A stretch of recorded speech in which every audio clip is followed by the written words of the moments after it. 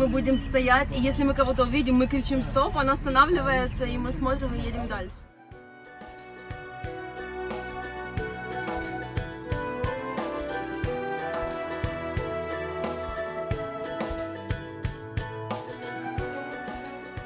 Они прям так близко вообще подошли, круто. Нас вот остановили, показали, что Баобаб. Надо, конечно, это все, чтобы люди очищали, потому что так можно всю Африку засрать. Обед у нас будет шведский стол, и это лодж посреди этой саванны. Лаваш из муки и из воды. Фруктов много, овощи. Так как нас сегодня оставили без завтрака, я такая голодная, что не передать словами. Здесь все под сетками, чтобы мухи не садились. Моя шляпа сейчас улетит. Сейчас не ночь, сейчас 5 часов утра. И представляете, мы встали в такую рань, потому что мы едем на сафари и едем в парк Цаво, восточный Цаво. Через 10 минут за нами должен заехать гид. И вот мама вчера заказала да, 2 завтрака с собой. Я на всякий случай позавтракала уже дома, а мама нет. Сейчас, короче, по-моему, забыли. Они забыли вообще записать нашу комнату, короче. И вот здесь стоят вот эти пакетики с завтраком, с Элли Брекфаст.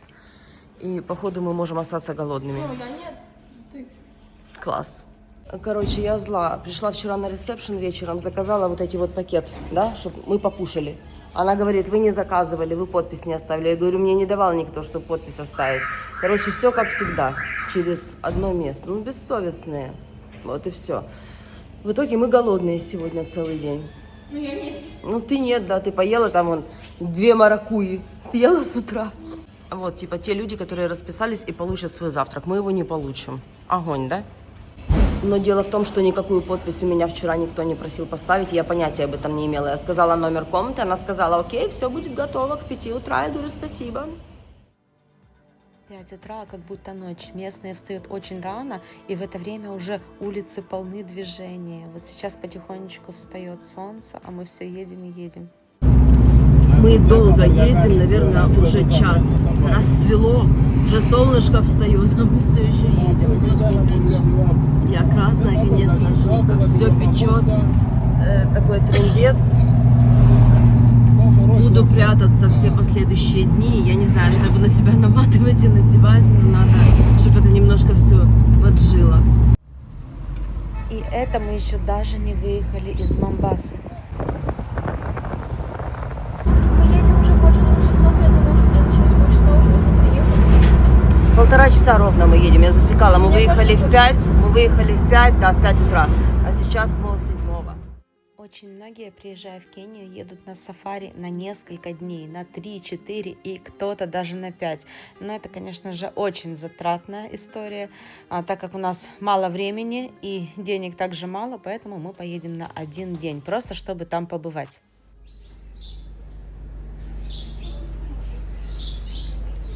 У нас остановка на 15 минут, кофе, чай, туалет и уже выезжаем в национальный парк. Сувенирный магазин небольшой. И у мамы селфи-палка сломался. Да, с селфи-палки пришел кирдык, я уронила телефон прямо в пол. Не поверите, но все вот эти сувениры — это ручная работа, это не какой-то там Китай штампованный. Это все люди сидят и делают своими руками прямо здесь же, рядышком мастерские. Такие интересные украшения на шею.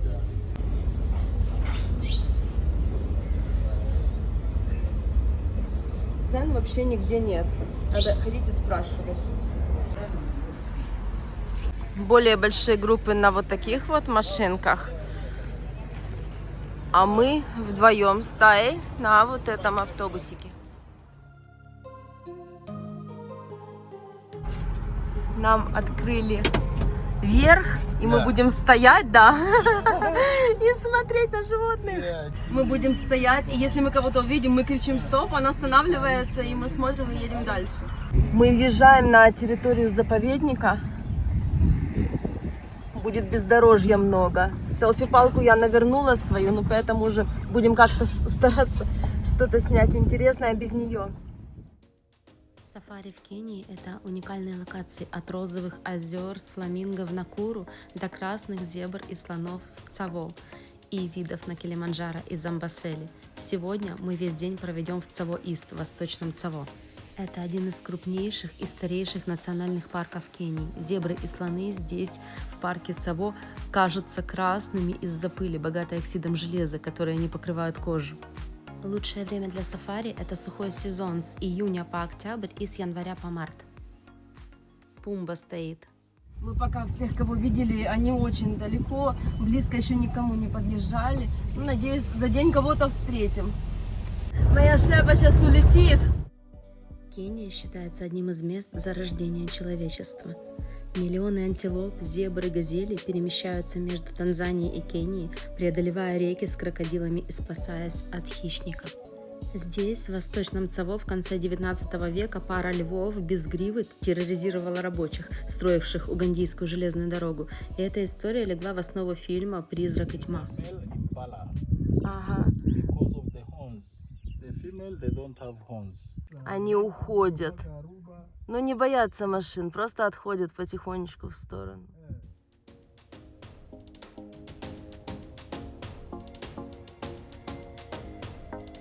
Это какие-то куропаточки, наверное, маленькие. Они на дороге сидели, когда мы ехали.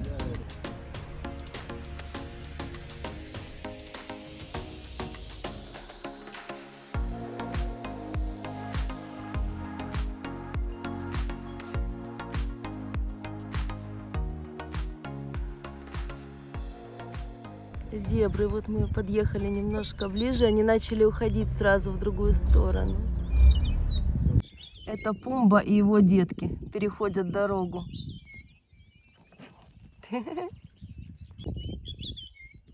Птички поют. Такая тишина вокруг.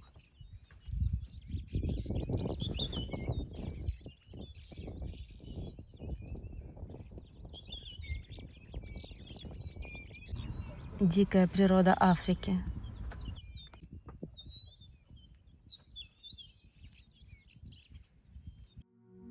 Сейчас, в такие моменты, я очень в душе жалею, что Алису не смогли с собой взять. Она бы была в полном восторге. Уже хочу вернуться на следующий сезон с Геной и с Алисой и поехать на сафари дня на 3 минимум. Мы едем дальше, пока близко только зебры к нам подходили. Надеемся, что сегодня еще увидим кого-то из диких животных, из хищников. Нас вот остановили, показали, что Баобаб.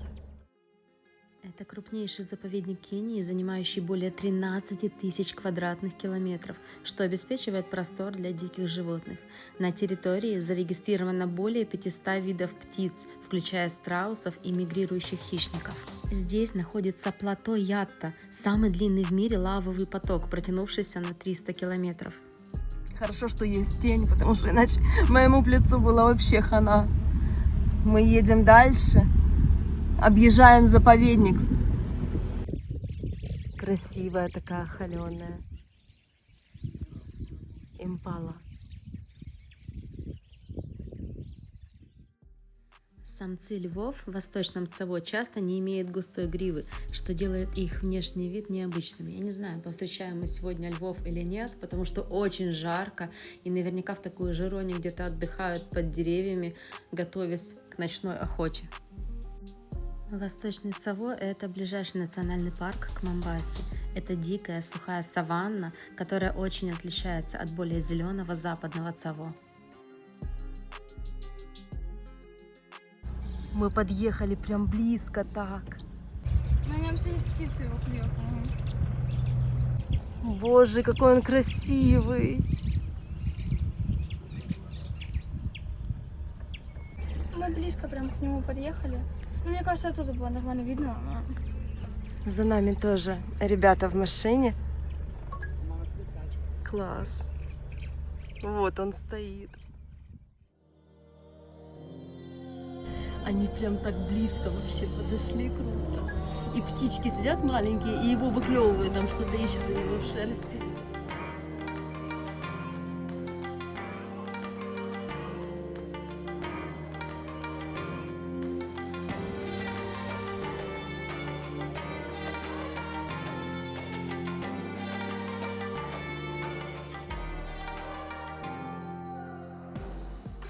Мы сейчас заехали в зону львов, и самое пекло 12 часов дня, и пока львов не видели, мне кажется, они где-то затаились и спят, но мы ждем. Они так свободно здесь гуляют, и мне кажется, лев может выскочить и сожрать кого-то. Естественный отбор. Цаво-Ист – это уникальная экосистема, где антилопы, включая гну, развили способность выживать в сухой саванне, совершая сезонные миграции. Они прекрасно адаптируются к жаркому климату, совершая быстрые переходы, а их окрас служит маскировкой от львов. Огромный бабуин.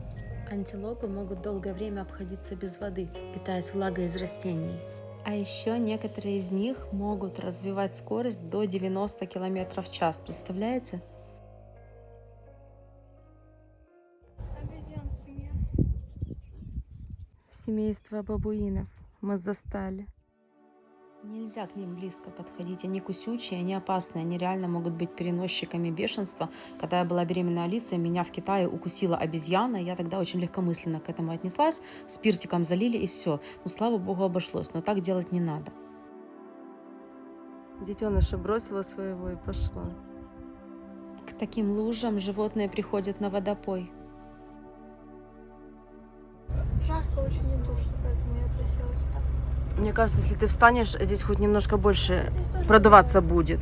Тут луж много красных таких, ну, из-за земли. Они купаются, наверное, здесь. Ну, я думаю, пить сюда тоже приходят, Ну, однозначно. вода здесь, конечно, не очень чистая. Вода ужасная.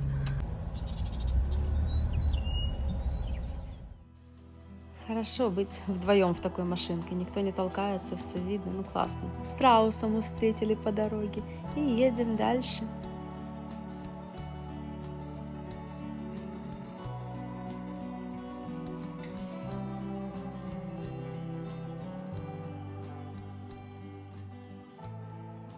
Зебры почти полностью заляпанные в грязи, вот и красный. Оранжево-коричневый от грязи. Валяются, да? Сейчас мы едем в лодж. Это такие специальные мини-отели в саванне, сочетание роскоши и дикой природы. Лоджи проектируются так, чтобы стирать границы между вашим номером и дикой природой, предлагая панорамные виды на саванну и на животных. В лоджах есть ресторан, бассейны. Здесь вам предложат различные активности, такие как сафари ночное, какие-нибудь там экскурсии на лодках. Вот мы уже сейчас как раз въезжаем. Смотрите, какая территория интересная, зеленая. Мы приехали как бы на ланч, на обед, и потом будем ехать дальше, да? Да. Обед у нас будет шведский стол, и это лодж посреди этой саванны. Вот здесь у нас обед в таком месте. Людей много, потому что много разных групп приехало с сафари. Здесь вот все подписано. Мне вот сейчас отрежет такой кусочек мяска. Я такая голодная, я ж не позавтракала сегодня. Thank you. Здесь все под сетками, чтобы мухи не садились. Wow. Thank you. Тень под вот такой крышей. Выбор еды очень большой, пахнет все вкусно, выглядит тоже вкусно. Идем обедать. Салатов, смотрите, как много. Овощей много, фруктов много. Все, как я люблю. Лаваш из муки и из воды вкусный. Фруктов много, овощи. Хороший выбор еды. Так как нас сегодня оставили без завтрака, я такая голодная, что не передать словами. Насколько я не ем фрукты никогда, даже арбузик себе взяла. А вот здесь люди остаются на ночь, чтобы встретить рассвет. А утром из своего номера можно видеть, как животные пришли на водопой. Я сижу, жду Таю и смотрю, как вот крыша здесь сделана. Сейчас вам покажу. Конструкция, да? Все, мы пообедали. Едем дальше.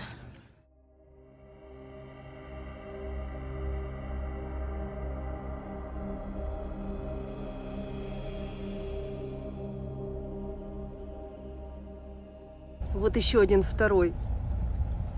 Is this Марабу? Здесь такой участок, очень много мусора. И обезьяны перебирают его. Здесь именно такая свалка обезьянья. И они там что-то выколупывают. Жесть. Нельзя так загрязнять природу. Надо, конечно, это все, чтобы люди очищали, потому что так можно всю Африку засрать. Смотри, они сидят, именно перебирают, ты видишь? Вот сейчас спросила я у нашего водителя, у Мухаммеда, откуда этот мусор, и он реально говорит, что это отель. Вот этот лодж такую свалку, вот такой срач здесь устроил. Но это жесть, нужны какие-то службы, чтобы вызывали какие-то машины, грузили это все и вывозили на городские свалки. Но представляете, как это все загрязняет саванну, как травятся эти животные, эти обезьяны несчастные, я в шоке.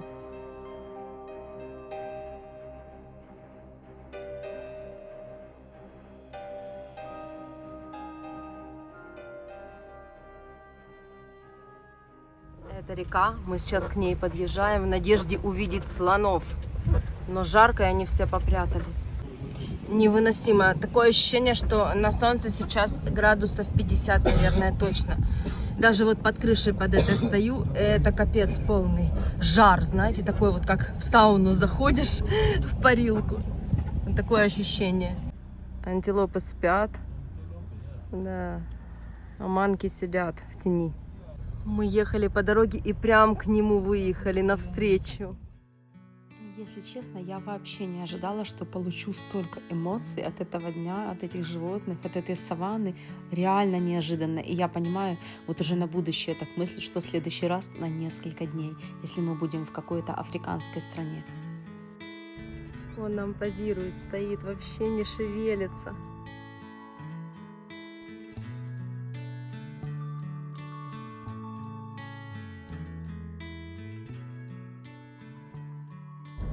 Смотри, он подходит, прям ближе подходит. Да, у меня птица это его клюет все еще. Сейчас покажем вам стадо диких кабанчиков. Это пумбы маленькие. Ну или по-другому это все-таки бородавочники, правильно. Но здесь их местные называют пумба.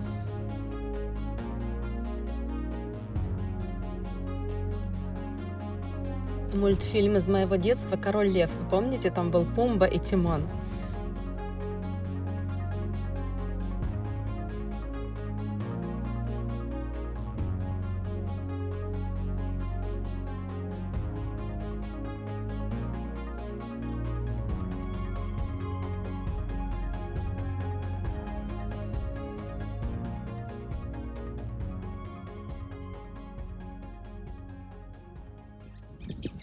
Ветки сухие преградили нам путь. Сейчас Мухаммед их уберет, и мы едем дальше.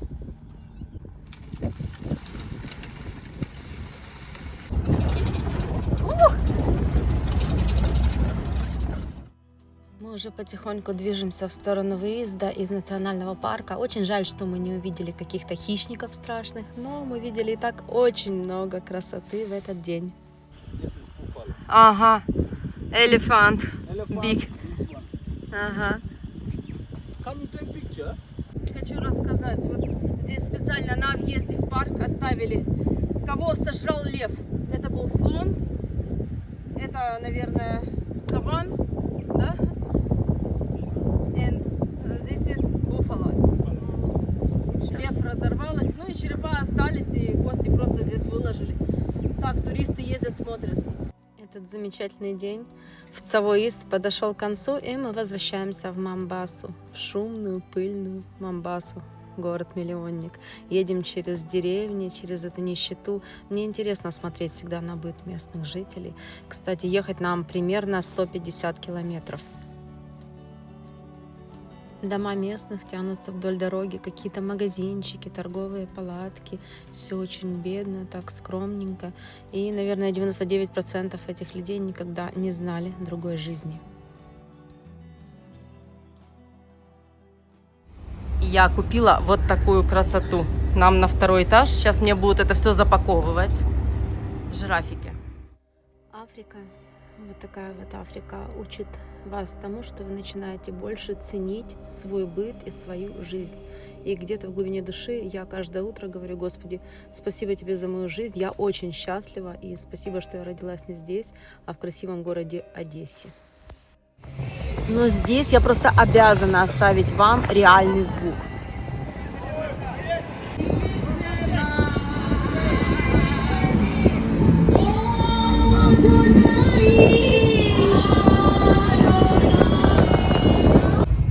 уже час объезжаем страшную пробку из фур. Пылюка это стоит в машине адская. У меня единственное желание приехать и попасть в душ, отмыться от этого всего. И выезжали на такие холмы ужасные, где вот просто обрыв, и он едет этой машинкой по этому обрыву, наклоняется в эту сторону, и я думаю, все, держимся, потому что сейчас покатимся. Сейчас вам покажу, что делается за окном. Это пипец полный. Дороги нет. Фур масса, они все едут в Момбасу.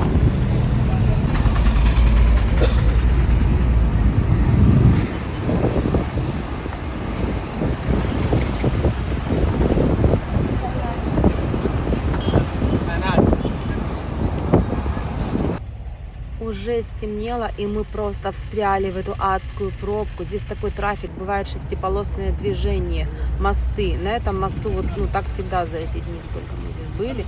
Это ужасно. Есть еще паром, где можно с другой стороны заехать. Но я не знаю, почему Мухаммед сегодня решил не ехать через паром. В общем, во сколько мы попадем в отель, никто не знает.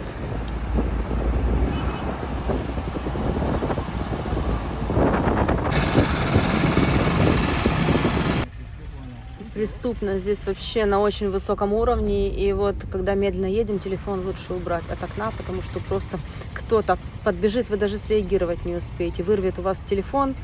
Мухаммеда сегодня целый день смущала моя золотая цепочка. Он говорит, убери ее, пожалуйста, особенно когда мы едем вот сейчас мимо этих рынков всех ночных. Он говорит, просто убери. Говорит, ничего не успеем сделать.